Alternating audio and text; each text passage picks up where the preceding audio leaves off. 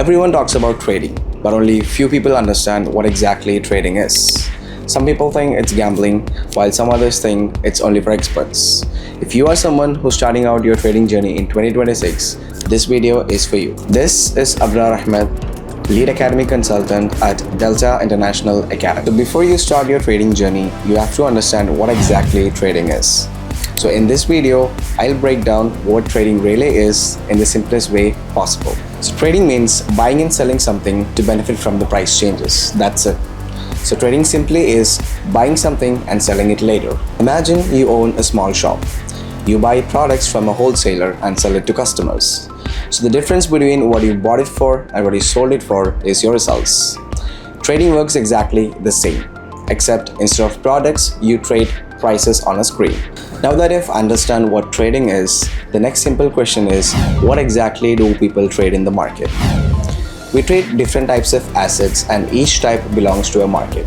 Let me break this down in the simplest way possible. So the first type of market is called the Forex market. Forex simply means foreign exchange.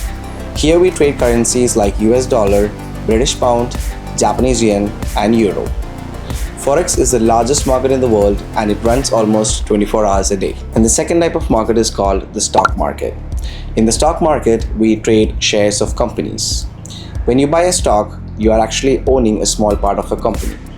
For example, if you buy an Apple stock from the stock market, you are actually buying a small part of Apple. If the company performs well, the price goes up.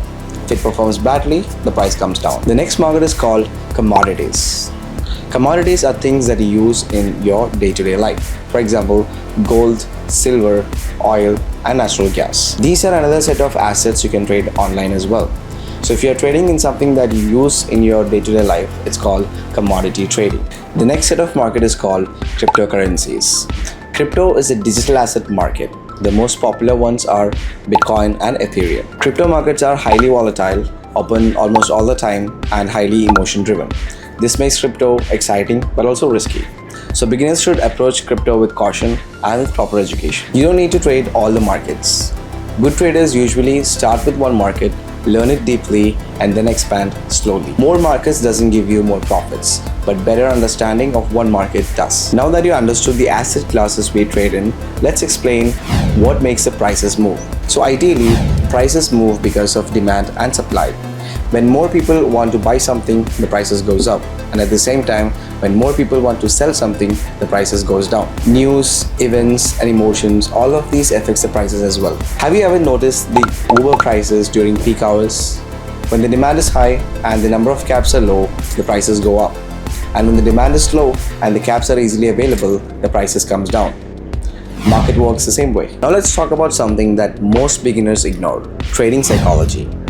Trading is not just about charts, indicators, or strategies. It's also about how you think and react. In trading, the same market gives different results to different people, not because of the market, but because of their decision making. When the prices goes up, people feel greed, and when the prices comes down, people feel fear. Because of the fear, they exit too early, and because of greed, they hold for too long. This is why many beginner traders lose money even with very good strategies. So trading psychology is about learning how to stay calm, follow the rules, accept losses, and avoid emotional decisions. The market doesn't test your intelligence, but it tests your patience and discipline. So let's bring everything together. We started by understanding what trading actually is. It's just buying and selling prices by speculating the future. Then we talked about the asset classes people trade in, which are Forex, commodities, stocks, and cryptocurrencies. And then we discussed why prices move, which is because of news, emotions, events, demand, and supply. And then finally, we discuss about trading psychology, the emotions, the discipline, and the mindset which decides whether someone survives in this market or not.